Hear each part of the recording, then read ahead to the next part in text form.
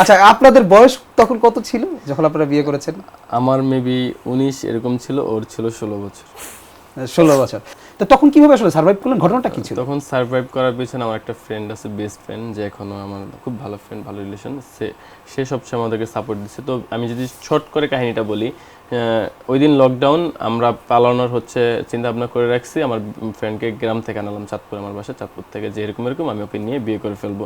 আমরা আবার জানতাম না যে ওই দিন বাংলাদেশের সব ধরনের যানবাহন বন্ধ। ওকে সুন্দর করে বাসা থেকে বের করে নিয়ে আসলাম মিরপুর 1-এ। মিরপুর 1 থেকে আমরা চলে গেলাম সায়দাবাদ। গিয়ে দেখি কোনো ধরনের বাস আছে কিন্তু বাস চলাচল বন্ধ।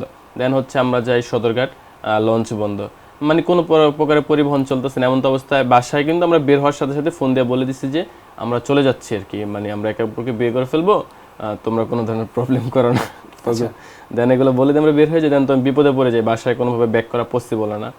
তো এই অবস্থা অনেক, মানে খুব ভালো একটা বিপদে পড়ছিলাম তখন, মানে পারি না বাসায় ব্যাক করতে, না পারছি যাইতে। তারপর অনেক দূর হাঁটাহাঁটি করে দেখলাম যে একটা ট্রাক যাচ্ছে, ট্রাকে কিছু মানুষ উঠতেছে।